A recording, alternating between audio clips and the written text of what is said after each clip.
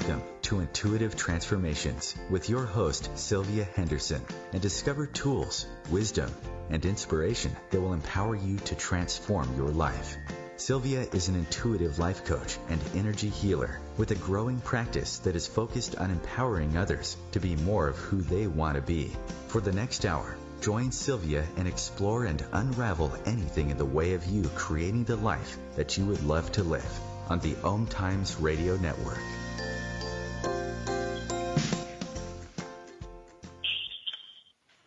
Well, hello and welcome to the Intuitive Transformations radio show, where you will find tools you can use to change and transform your life every Wednesday afternoon at 2 p.m. Eastern on the OMTimes radio network, the voice of consciousness at OMTimes.com. This is Sylvia Henderson, your host, and I am an intuitive life coach and an energy healer. If you would like to learn more about me and the work that I do, then please visit my website at intuitivetransformations.net. That's intuitivetransformations with an S.net. And while you're there at the website, be sure to sign up for my newsletter and you will receive a special gift from me to you. As you probably know, the many benefits of meditation and other mindfulness methods continue to expand as science in a constant game of playing catch up with the evidence that we are spiritual beings having a human experience. One of the many benefits of mindfulness methods, which include meditation, is that that level of awareness allows one to connect with a greater understanding and revelation of what life is really all about, and how to better negotiate life in a way that significantly and can even completely eradicate fear, suffering, and struggle. As the circumstances of our lives become more challenged by our external reality, the Eastern practices of mindfulness and meditation become ever more crucial and important, especially when it comes to negotiating the stress and anxiety that most of us experience on a daily basis as a result of our fast-paced lifestyles, overscheduled schedules, social media distractions, and the constant bombardment of distressing local and world news.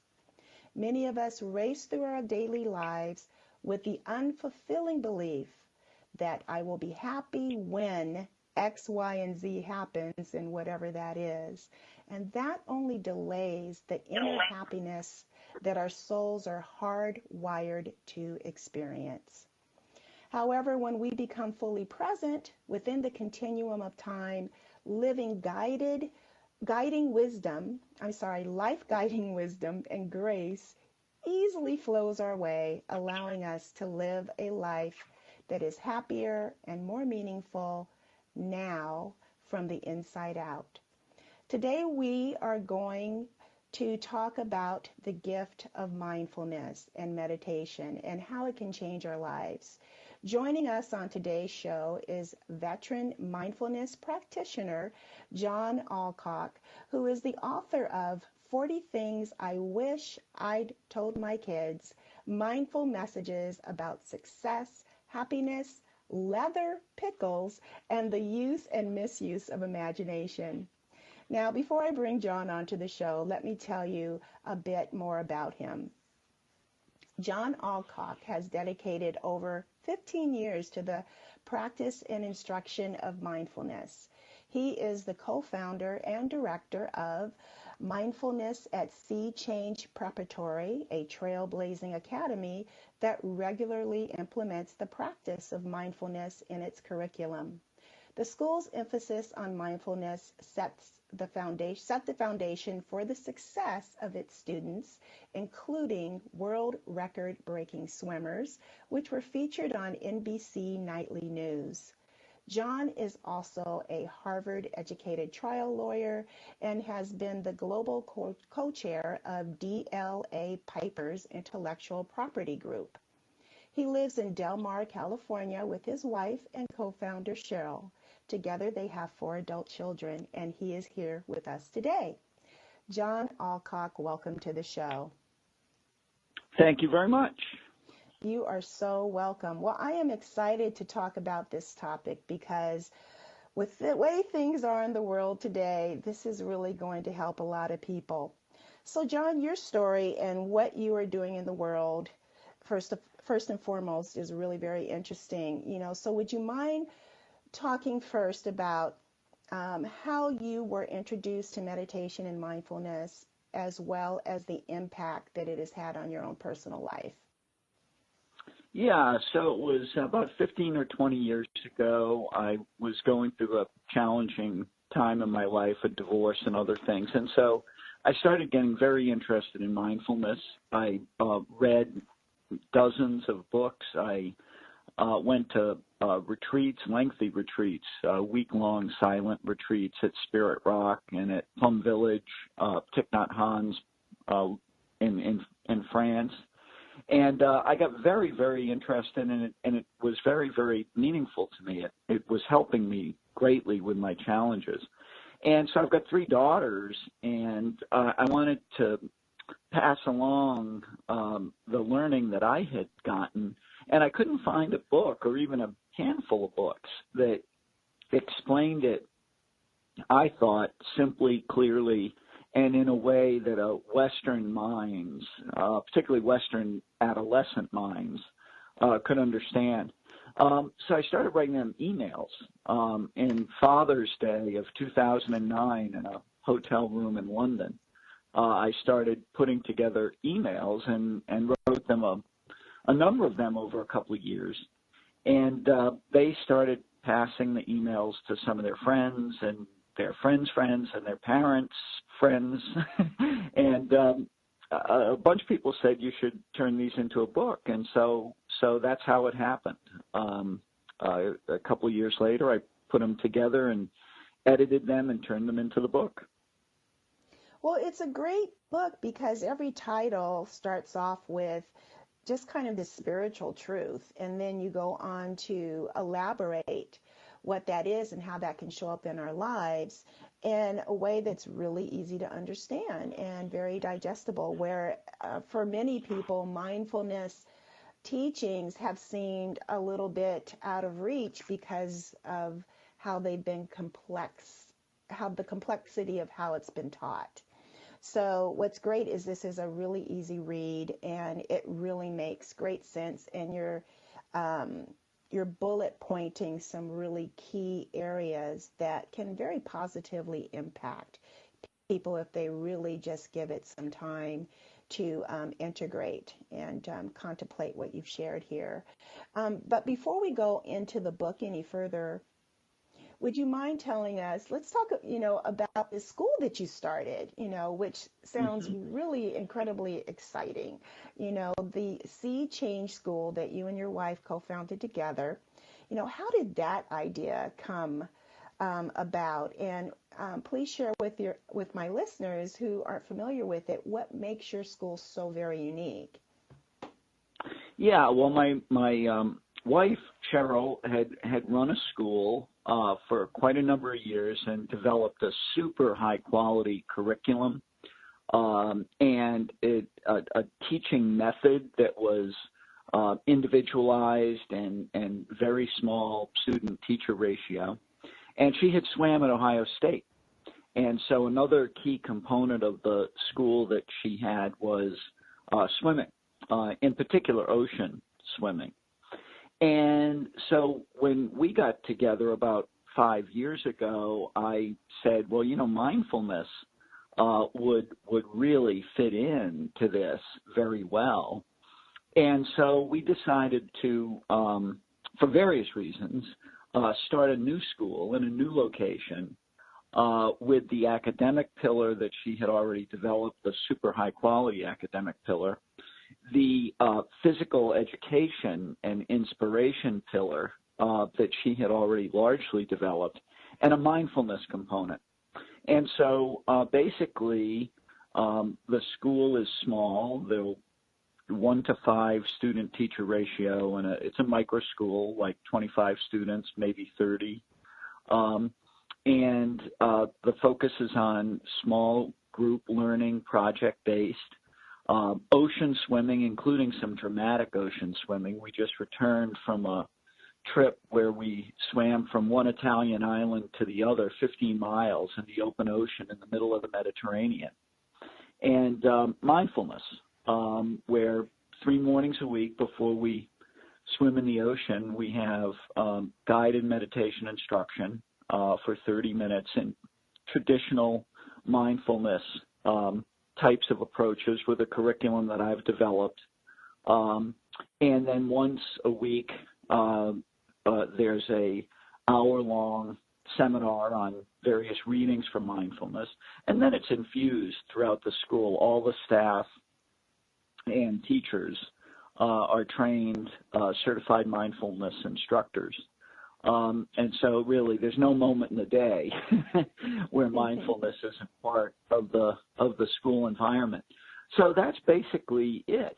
And, you know, so jumping off a boat 70 miles off the coast into the middle of open ocean all alone is a very useful place to exercise mindfulness over fear and self-doubt. And so the combination of all of them has proven to be pretty strong in terms of our students' performance. Well, you know, I had the opportunity to check out the website, and I was really impressed. And I believe you even have one student there that's nonverbal and who also participates in this curriculum fully. And you, your students have broken some world records. And so what are some of the individual successes that you have seen, you know, achieved by your students as a result of this kind of holistic approach to education? Well, the mission behind the school really is to get the most out of each kid and have them be the best they can be in each area of their lives, whether it's academic or physical or social and emotional. And we take every kid wherever they are, and every kid has challenges, every kid has strengths, and we try to maximize the strengths and overcome the challenges. And so, you know, one kid that we had graduated last year. Before he came to our school, he had been thrown out of 4 schools in 5 years. And he spent 4 years with us, and he went to Michigan Engineering and turned down Berkeley, Davis, Bolt, and a number of other super high-quality schools. And he just finished his first year, and he has a 3.95. Wow. The autistic kid that you mentioned, he was given up on, basically. He was his parents were told that he would never communicate with them, that he had no brainwave activity in terms of recognizing instruction or being able to speak or communicate with anyone. And my wife took a look at his records and said she didn't believe it. And that was 3 years ago. And he had his educational goal at that time was to dress himself. And so that was 3 years ago. Otto just swam his second world record swim, 15 miles relay. So he swam 3 legs in the open ocean. He's doing 6th grade English, 6th grade math. His IQ has been tested at 140 by the very same people who said he had no brainwave activity. And he, you know, he communicates very well, not speaking. He still doesn't speak, but he communicates very well through a board, you know, computer, typing. So those are 2 examples, you know, kind of 2 extreme examples, but we have many students that are everywhere in between. A lot of students who are super advanced in our current educational system are held back by the fact that there's 30 kids in a class, and you can only push so far in that class before you bump up to the limits of where the teachers can advance. In our system, we don't really have classes, and each kid is treated individually. So kids can go as fast as they are capable of. And then students that need a little extra time, again, because it's pretty individualized and personalized based, they can take a little extra time. And with the individualized attention, they can overcome obstacles that they wouldn't be able to necessarily overcome in a larger class environment. Yeah, I really loved how you and your wife have created a school that really looks at a student from the point of view of really seeing their undeveloped potential and recognizing that you have the skill set through the resources you have at the school to help release that potential. I'm the parent of two sons with autism, and when I went and visited your website, my first thought was, oh gosh, I wish this had been available when my sons were much younger, because there is so much potential that's locked up in all children, whether they have the ability to speak or not, or if they have a diagnosis of autism, or if they're neurotypical. It's just a matter of our typical school system right now is really geared for that child in the middle. And so they kind of miss the kids that are on either side of that. And so our view of the world, our view of the world is every student has tremendous strengths. Every student has tremendous challenges. It doesn't matter where the kid comes from or what the kid is. They both have both of those things. And if you can completely accentuate their benefits and overcome their challenges, whatever they may be, we're going to get the student to be the best they can be. And, in some cases that's Michigan engineering. In other cases it's, something else. But that's what we believe can be achieved. I love that, and I totally agree with it. So we are on the same page there.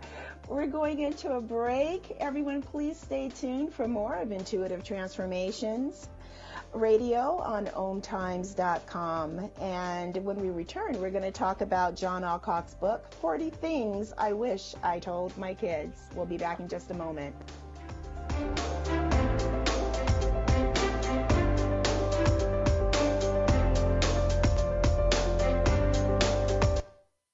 The future of Internet radio is here. OMTimes Radio, IOM FM. Ascending Hearts is no ordinary dating site, but a spiritual dating site with a purpose, to link you with your soulmate. We engineer the serendipity so you can trust that you will attune with someone that has the same matching vibration as you. Ascending Hearts, the conscious dating site for the spiritually aware. Try Ascending Hearts for free. AscendingHearts.com. Hello, I'm Sandy Sedgbeer, host of OMTimes Magazine's flagship radio show, What is Going On? My passion is sifting through information, research, and innovations from new thought teachers, speakers, and researchers, pushing back the boundaries of what we know about life, energy, metaphysics, and the universe. I love shifting perceptions about who we are, why we're here, and how quickly impossible becomes normal when we open our minds, expand our awareness, and accept that the only limits that exist are those we place upon ourselves. So if you're the kind of forward-thinking, eager investigator of what lies beyond the current reality that most perceive, why not make a date to come play with me in the field of possibilities at 4 p.m. Pacific Time, 7 p.m. Eastern Time every Thursday, and together we can discover what's really going on. When I was little, I didn't talk for a long time. I was sensitive to lights and sounds, so I built secret hiding places where they couldn't get in. Sometimes I did the same things over and over, until one day I found out I had autism. My family got me help. Slowly, I learned how to live with it better. Early intervention can make a lifetime of difference. Learn the signs at autismspeaks.org/signs. Brought to you by Autism Speaks and the Ad Council.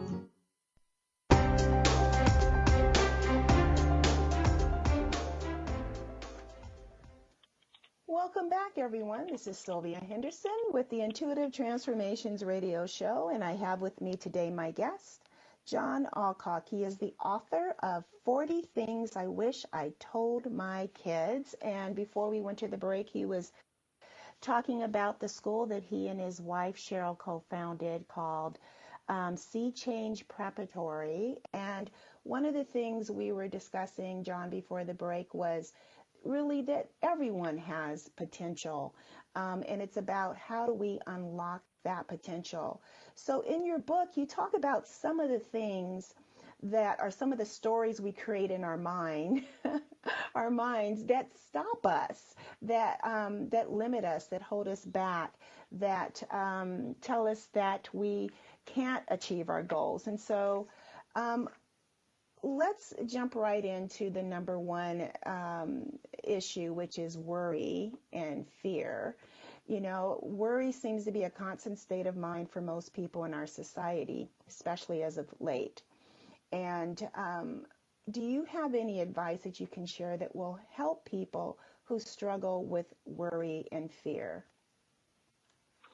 Well, it's almost kind of where the book starts, right? The second chapter of the book is 90% of your worries are wrong. And and that follows the first chapter, which is don't be ruled by the tyranny of events. So it's kind of starts there. You know, and kind of the take that I have on the situation is for very good reasons, our systems are set up to have a bit of a fear bias. The reason that we still exist as a, being is because of natural selection and because of a kind of hypervigilance. Those of us that survived in the caveman times are those that had a healthy dose of fear. And it was very wise and very sound to have a fear bias back in the days when if you made a mistake, a saber-toothed tiger would finish you off. Or if you went down the wrong path, a warring tribe would finish you off. So our systems have a bit of a fear bias to them. But nowadays we apply that fear bias to things that don't rise to the level of a saber-toothed tiger or a warring tribe. A credit card bill comes in the mail, and 10 minutes later, we're imagining that we're going to be out on the street penniless 2 years from now. Or we're going to meet with our boss in a week, and the boss has the same terror-filled imaginations in our mind as the saber-toothed tiger did in reality. And so our imaginations turn things that are not actually subject to fear, an appropriate fear reaction, into reality. And so that's really the challenge. It's not like there's anything wrong with us to have a fear instinct. The fear instinct is very healthy in certain circumstances. When you walk across the street and a car comes at you, fear is great. It drives your adrenaline up. It drives your attention up. It causes you to move faster. But all of those things happen when your imagination worries about the meeting with the boss, and they don't help you at all in that circumstance. So it's a matter of recognizing when fear is appropriate and when it isn't, and when it isn't, dealing with it in a way other than letting it take you over. Yeah, fear is it's so taught into us also, and I do recognize that fear is part of our natural makeup and it's designed to keep us safe. But we are taught to imagine fear from the time we're little ones, look over your shoulder at everything. And so how do we discern what is the difference? How do we define the difference or identify the difference between what's imagined fear and authentic fear? Yeah, well, that's where mindfulness comes in. I mean, mindfulness is the ability to observe without judgment, your experience and observe it in an open and curious manner without letting it take you over or control you. And once you can do that, then you create a space for you to evaluate your situation more realistically. And you have choices then. Whereas, as you point out, our society, in addition to the instinctual bias I mentioned, our society goes way overboard on worry and planning and just propagating fear and anxiety. And so unless you have the ability to stop and create a space, you're going to be taken over by those thoughts. And that's kind of the whole point of the book, is that mindfulness allows you a freedom to make a choice that you don't have if you don't create this space. Right.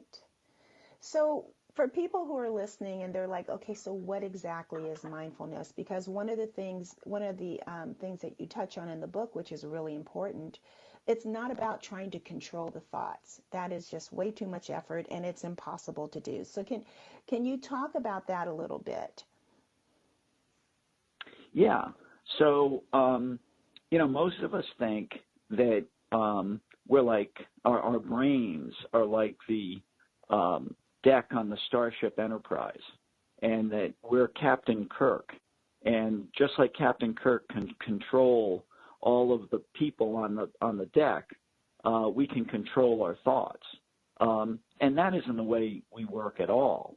Our thoughts arise, our feelings arise, our emotions arise from various places, including our subconscious, including a lot of external forces.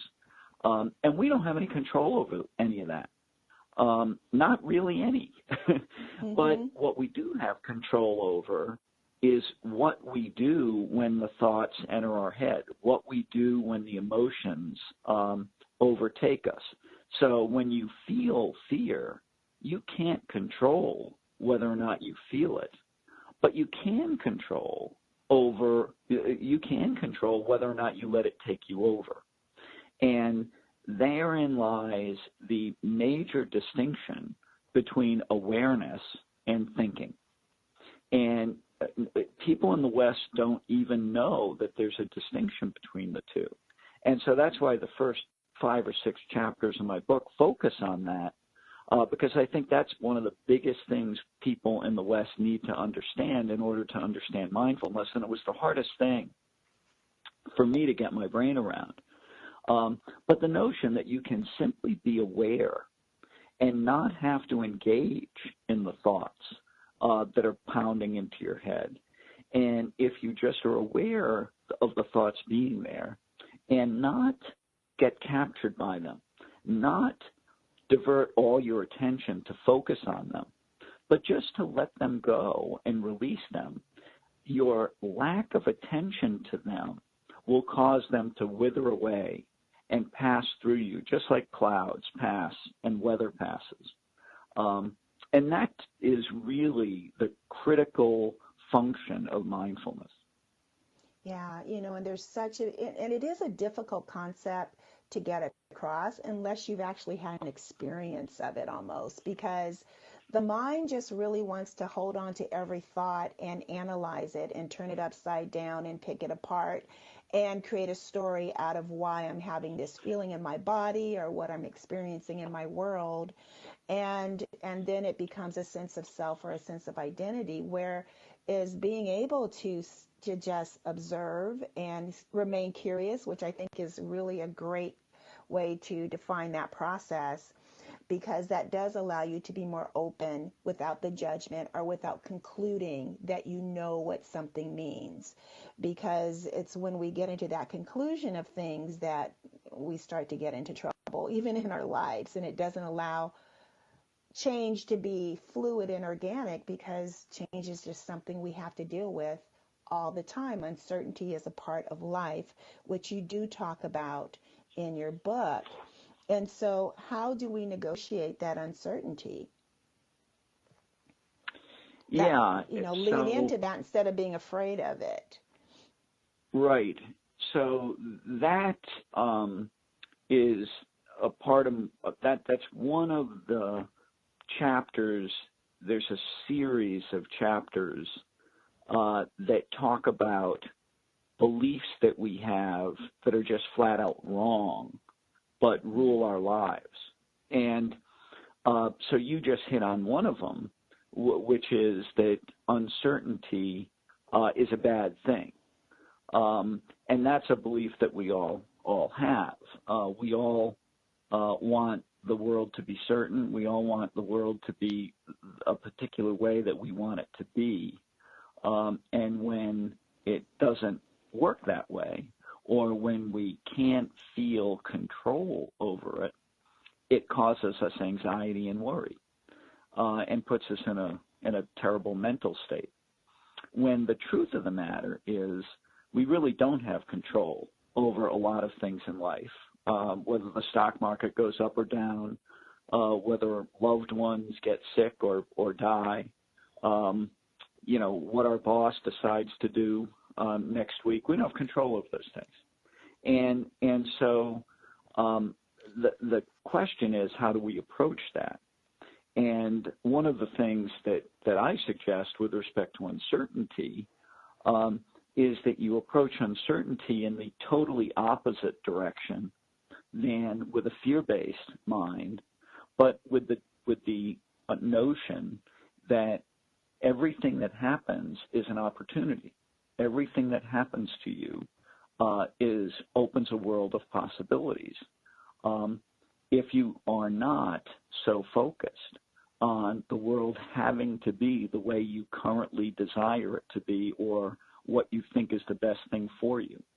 And so that's why the name of the chapter is, we live in a sea of uncertainty, but we already know how to swim. We've dealt our whole lives with events that we didn't plan on. And sometimes they were the best things that ever happened to us. We just didn't know it when it happened. But having a characteristic of openness allows us to recognize that possibility when any event happens. Yeah.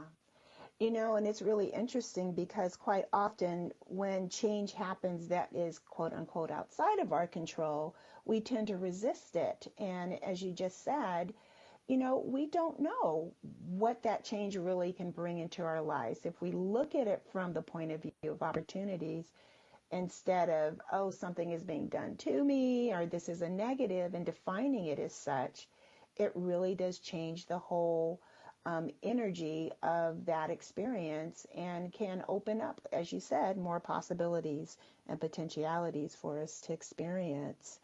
One of the things you talked... Go ahead. Just a quick example of a million examples I could give is now at Sea Change, we deal with kids applying to college. And I don't know if you've dealt with many kids or their parents as they're applying to college nowadays, but there's an incredible amount of stress in terms of getting into the right school, the number one school, the school they want. And my best story on that is, when I was in high school, I applied to Brown University. I thought it was the best school for me. It was the one that I thought everybody told me I was going to get into. Well, I didn't get in. And I got into Boston College. And Boston College ended up being the best place I possibly could be. And it got me into Harvard Law School, which I never would have gotten into if I'd gone to Brown. And so all of my negativity about missing the right school and only getting my second or third choice turned out to be totally wrong. And so that's what I tell all these kids now. I said, you have no idea what the best school for you is. The best school for you is the one that you get in and the one that you go to. And, I love that, because if you can just relax a little bit, instead of no, this can't happen, which is what most people do. They panic when change starts to happen. And just, one of the things you talk about is reconnect with your breath, calm that nervous system down so that you can remain curious instead of allowing your emotions to escalate, and look at life from a fear perspective. Because when you look at life from a fear perspective, you will not make the best choice. You'll be making a choice to try to avoid a fear instead of being able to look at it openly to see what really is this change opening up for me as a possibility and a potentiality for my life. One of the chapters you labeled, which I just immediately went to, is pain is unavoidable and suffering is optional. And what I always tell people is suffering is resisting what is. And so I was wondering if you could talk a little bit about that chapter. Yeah, you just hit the nail right on the head. So, I mean, that's exactly the thing, right? It's so we are going to have pain in our lives. Our parents are going to die. That's painful. Loved ones are going to disappoint us sometimes. That's painful. We're going to get illness that is going to hurt our knee or hurt our back or other things. That is painful. All of those things are inevitable. We can't stop them. But that isn't why we suffer. Most of the time, most of those things are resolved. The way we suffer is we build stories around the pain. Oh my God, my mom died when she was 72. She should have been alive until 84. Why me? Why did I get a situation where my mom died so young? Oh, my knee is sore. I'm only 58. Why should my knee be sore now? I'm entitled to a life where my knee isn't sore. So it's the stories that we build around the pain that is the cause of our suffering. When, in the case of the death of a loved one, if what we say is, what a great life they had, and how much can I learn to live each moment as if it was my last, and each day as if it was my last, from the death of a loved one. I can make it a learning experience. That's a totally different story from the pain. And so as I say in that chapter, pain is a great teacher if we allow it to teach us. But instead, as you point out, we resist and we create stories. And that creates an immense amount of brain damage and causes us to lose opportunities for life and living. So not only that, that's one of my favorite chapters. Yeah, I loved it too. I mean, not only that, it increases the pain you're experiencing. And I love how you just reframe that, and it doesn't change the situation. The circumstance is still the same, but your perception of that circumstance changes. And that really does give you the freedom to step out of the pain instead of being enmeshed in it. So I know that we're going to be going to another break. We'll continue this conversation after that, but when we get back, we're going to talk more with John Allcock about the 40 things, the book he's written, 40 Things I Wish I Told My Kids. We'll be back in just a few minutes. Stay tuned for more.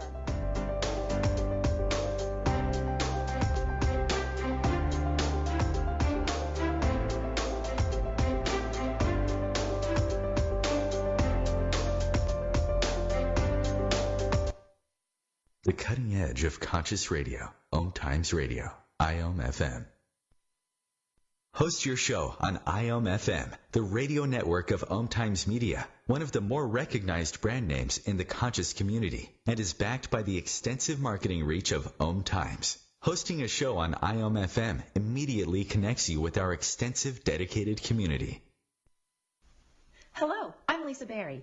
Join me every Monday at 1 p.m. Eastern Time for Light on Living. A chance to see new, hear different, and feel more as I shine the spotlight on all the ways to lighten the load of life's challenges. Light on Living is your link to that new way you're looking for, that new understanding that will enhance your life, and that positive connection that will support your growth. So join me and you'll gain insight and start to see things in a new way that motivates you. Hey, let me ask you something. Would you seat your 3-year-old child on a windowsill? Would you seat them beside a lit fireplace or by the deep end of a pool? One last question. Would you seat your child in a car seat that's not correct for them? Car crashes are a leading killer of children ages 1 to 13. Secure their future. Seat them in the correct car seat. For more information, visit safercar.gov/the right seat. A message from the National Highway Traffic Safety Administration and the Ad Council.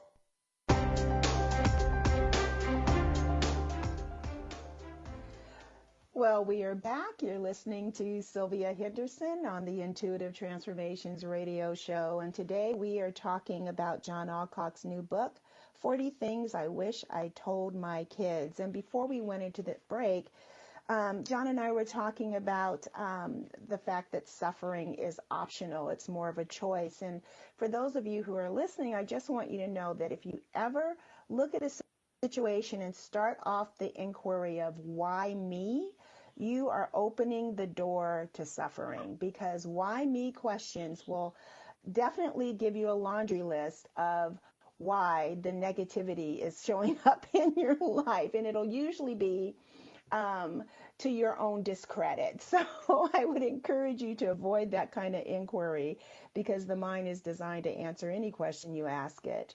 And one of the things I do want to touch on, because I know we're running out of time. This is going so quickly, John. First of all, I want you to share with the listeners how they can learn more about you and your book. If you could share your website with them, that would be great. Sure. The website is very creatively titled 40 Things I Wish I Told My Kids.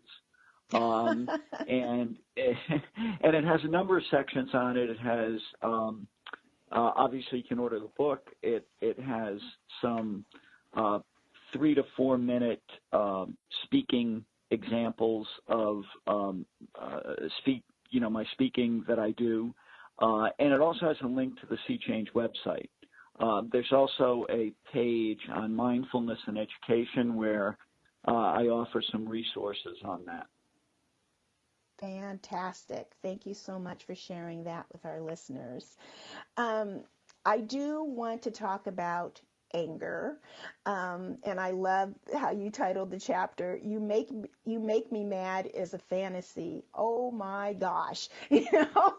How many people blame how they feel on someone else or something outside of them, not recognizing that everything we feel is an inside job exclusively and only.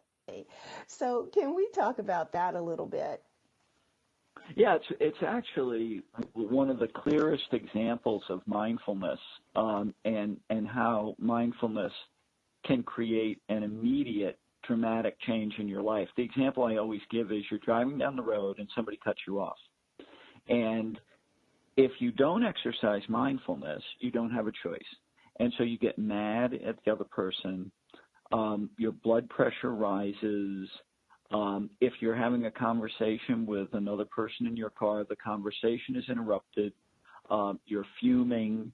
In an extreme case, you chase the person, or you hear road rage and all that. All of that is where you're letting your system be controlled by a habitual, thoughtless reaction. Now, what mindfulness allows is for you to feel the anger as it arises. And as you pointed out earlier, to focus on your breath and to focus on the notion that there's an emotion welling up within you that you don't have to honor, that you don't have to allow to control you. And you can just let it ride, and also maybe even evaluate the situation and say, well, that person's gone now.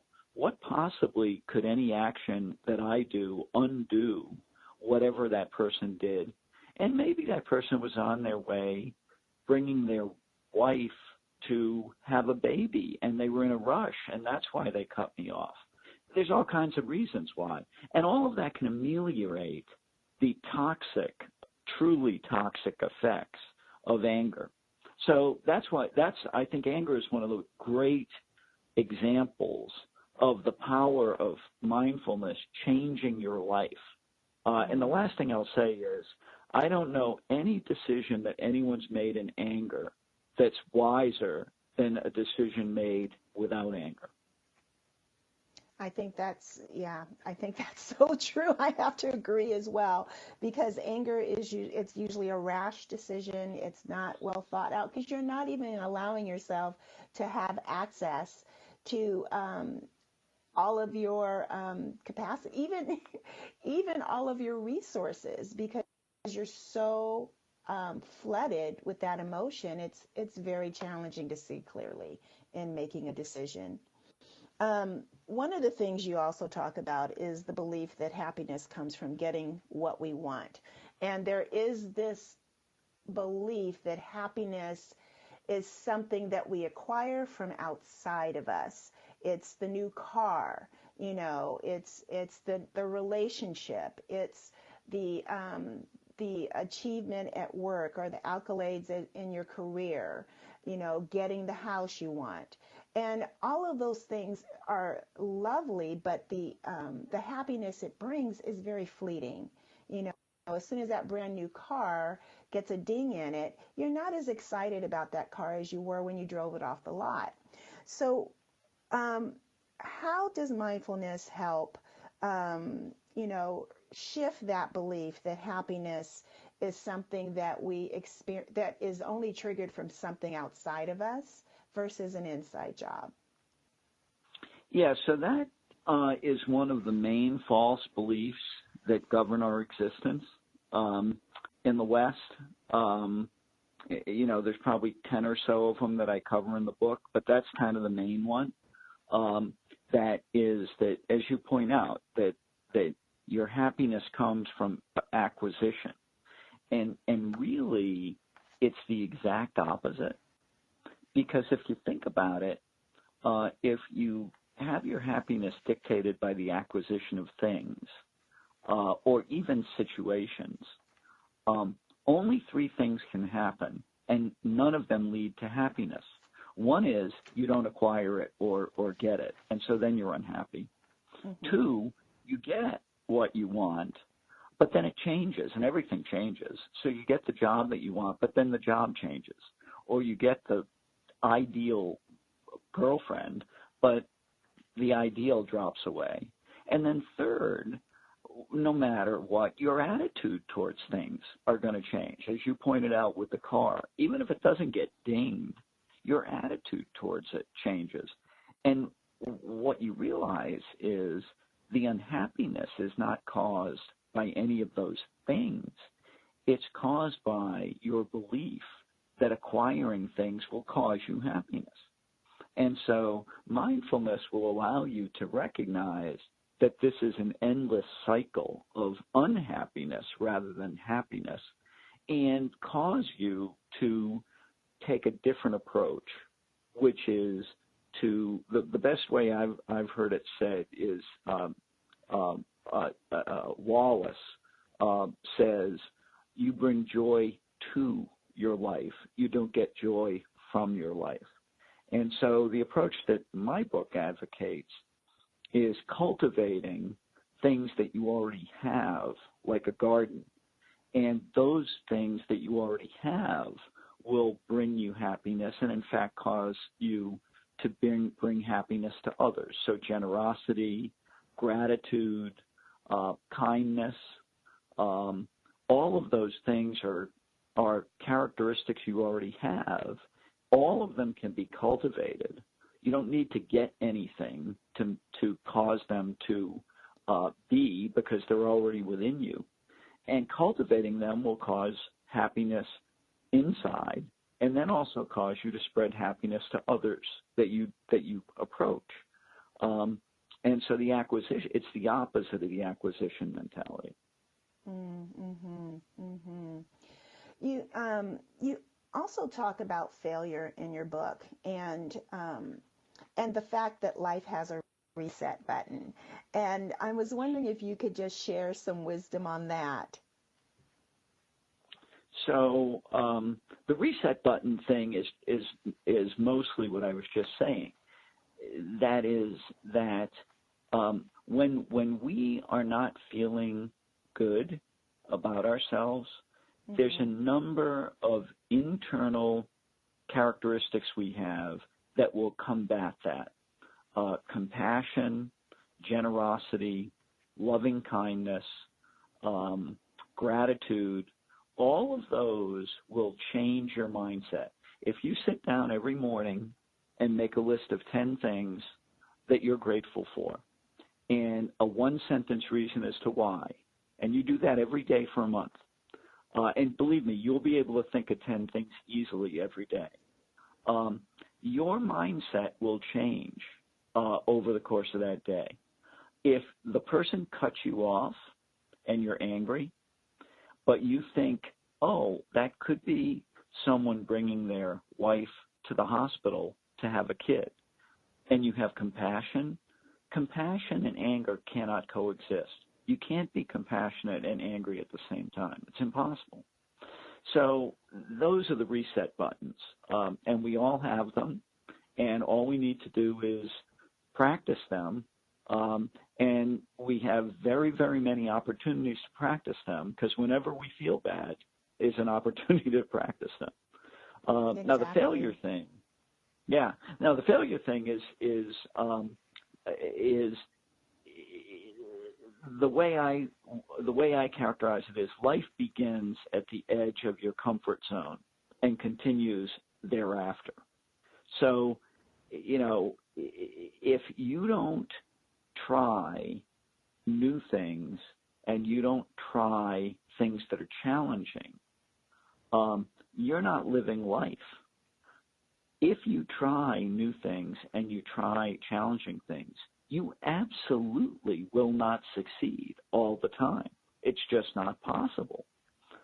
And so if you regard that not achieving as, quote, failure, close quote, you're not going to try new things, and your life will become more and more and more constricted, and your happiness will get largely deprived from you.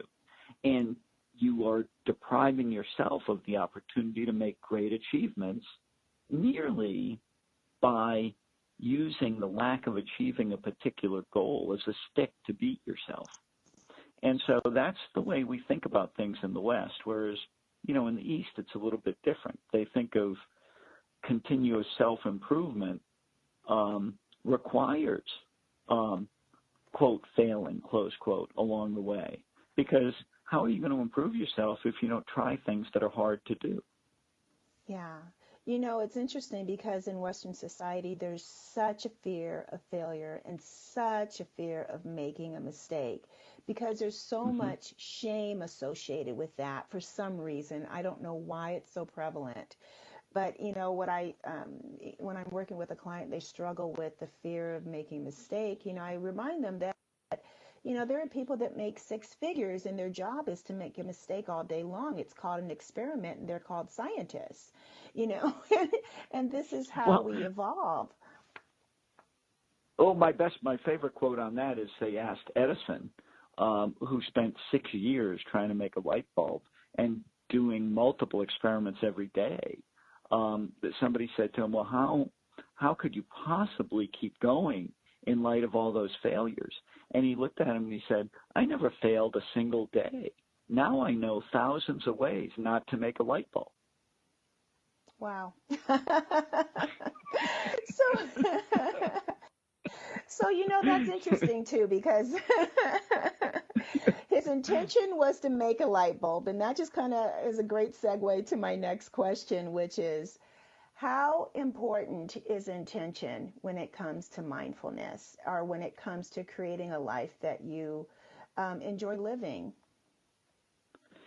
So it's kind of the second half of the thing, right? One is mindfulness allows you to pay attention to your experience with openness and curiosity so that you're not captured by the experience. So when the person cuts you off, you're not captured by anger. But then the other part of it is within that space, you have the opportunity to choose your intention. And therein lies your ability to make your life happy regardless of external events. In that space, you can choose to be grateful. You can choose to be kind. You can choose to be generous. You can choose to inspire others.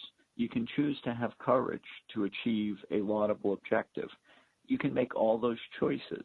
All those choices will lead to happiness regardless of the outcome of your particular endeavor. And so intention is, there's one of my chapters where I talk about the two things that really are instrumental to our happiness are attention and intention. Where you place your attention determines where your mind's going to go and where your mind's going to live. Choosing the proper and wise intentions will deliver you happiness. Thank you for that. That's a great way to close out the show. John Allcock, thank you so much for joining us today. Everyone, Thanks. The name of his book, you're welcome. The name of his book is 40 Things I Wish I Told My Kids. I'll be back again next week. This is Sylvia Henderson signing off. Please know that you are lovable and you are loved, and have a really wonderful week. Take care and goodbye for now. Thank you.